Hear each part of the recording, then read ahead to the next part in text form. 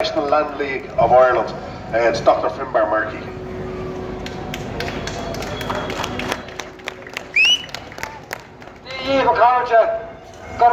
Thanks very much for the invitation to speak here today. I'll be speaking on the general subject of housing justice and housing injustice in this country. Most things have their opposite, and indeed quite often it's the opposite of a thing that can help us to most define and to understand that thing.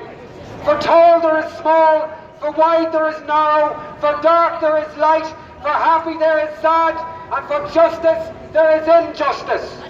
Today's march, although named the March for Justice, has inevitably focused on injustice and the many injustices to be found in the lives of the innocent, the vulnerable, those often with the smallest voices. It is true that we don't consider what justice really means until we ourselves are battered and bruised by injustice. The concept of justice and injustice has in itself become an industry, with bodies of philosophy, of law and social sciences defining it in greater detail, what injustice is, what it looks like. But there are enough books, there's enough words, there's enough lofty speeches to fill the River Liffey 10 times when it comes to injustice. But for the victims of injustice, for the men and the women and the children that are voiceless and abandoned, their lived experience of injustice cannot be conveyed through the lacing together of thousands of words.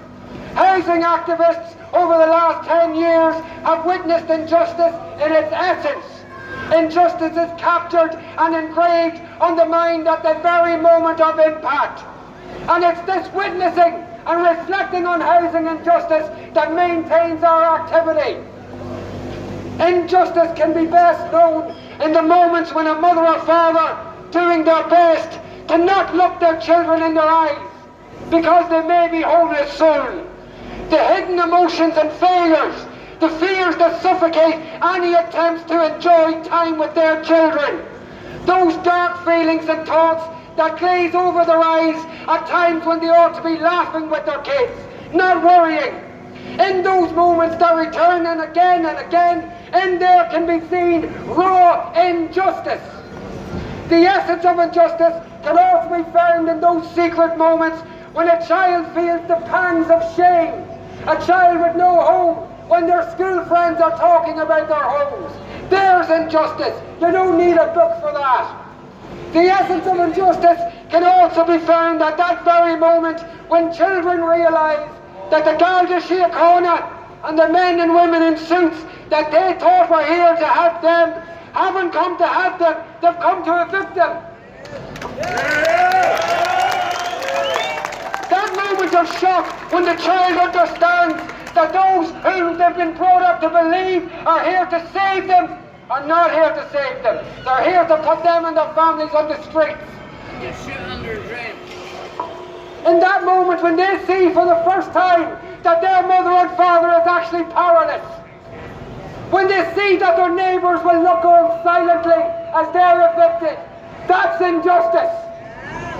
In the moment that a brother, a wife, a child walks into the garage and finds their loved one at the end of a rope, that's injustice.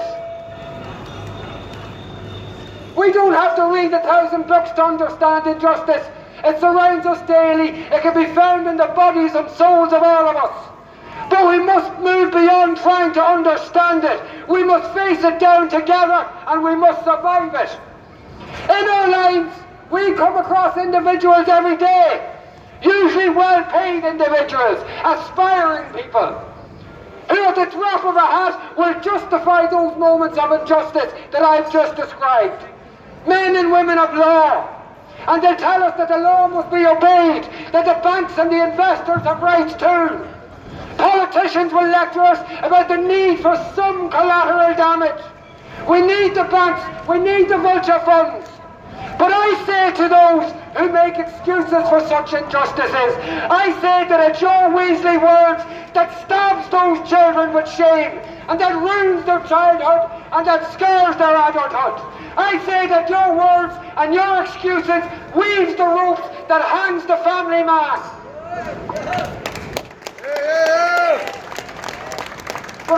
also say to those parasites that harvest on the misery of the world, I say that your time of reckoning is coming. Our focus now is on justice. It's on righting all of the wrongs. The path towards housing justice, the path towards an end to economic eviction and for affordable housing is a path no different than the path to all forms of justice. The path to justice is marked by particular turns, tactics and events that can be seen in justice movements over the centuries. Key turns in the path to justice include firstly realising that your lot is not some form of natural selection, seeing that your suffering is not some form of luck of the draw. History tells us that the first step towards justice is to see your victimhood, to see it and to know it for what it is. The second step, social evolution tells us, is that on seeing our own victimhood, we must see it in other people. And we must extend our hands without reservation, and we must resolve together to be victims no more.